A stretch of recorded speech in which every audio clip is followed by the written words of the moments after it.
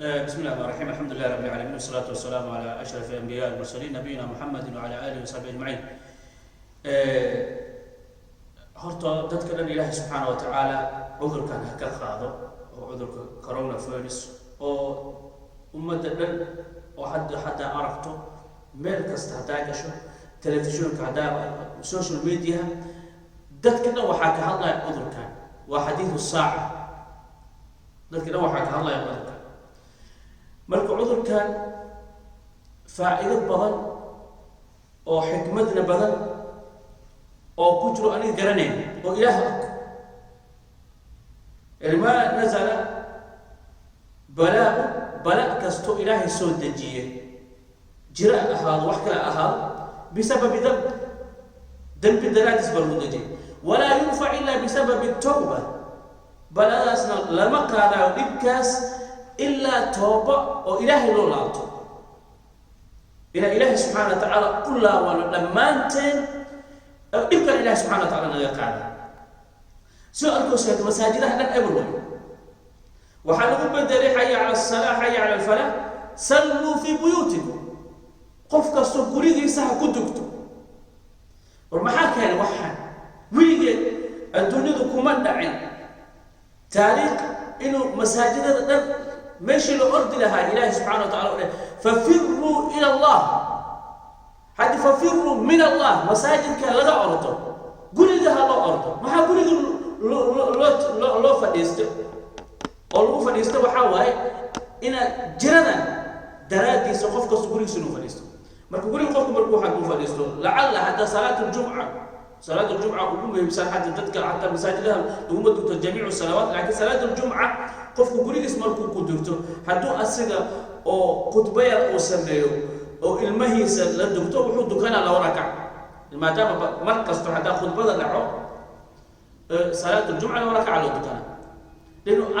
أقل وحاوى ذاتك ويرى حتى لو حتى هذا يسكت ماذا وتكرر وإن كان بعض العلماء قالوا أفرتم خف لكن حتى يسكت ماذا ذات يا حتى وتكرر صلاة الجمعة صلاة الجمعة مركان الدكتور وحاوى لو ركع الدكان لكن حتى صلاة الجمعة الأول لو الدكتور قريقة صلاة الظهر على الدكان لكن وإن إلى لسان وقت صلاة يعني استهل قريقة الجونة وقت رمضان الدكان مية وإن وقت صلاة إلى لسان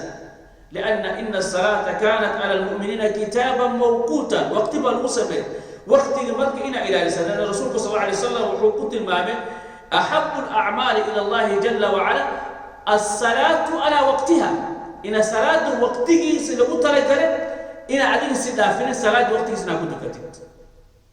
إن البدي سنة قرآن إن آخر كتاب كان أو معجزة oo wax kasto ilaahay subxaanahu wa ta'ala uu ka dhigay waxa waaye inaad kitaabka si fiican inaad u akhrisid oo waxaa laba tadabbur iyo ta'ammul inaad u akhrisid ilaahay kitaabkiisa ilmahana inaad ilaahay ku xirtid aa loo baahan yahay ilmaha inaad ilaahay ku xirtid oo loo baahan yahay ayaga dareensitid inaad aniga subxaanahu wa ta'ala ilaahay u baahanahay dadka bani aadamka waxba ma qaban karaan oo ummadda dhan isku imaadeen adduunyada meel kasta maraykan yurubo meel kasto adduunyada isku imaada xikmadda ilaahay subxaana wa tacaala jiradan yar wax wala qaban waa iqtisaadka caalamka dhan hoos ugu dhacay alibooraha waa la xiray masaajidaha waa la xiray aswaaq waa la xiray meel kasta waa la xiray iskoolaha waa la xiray maxaa keenay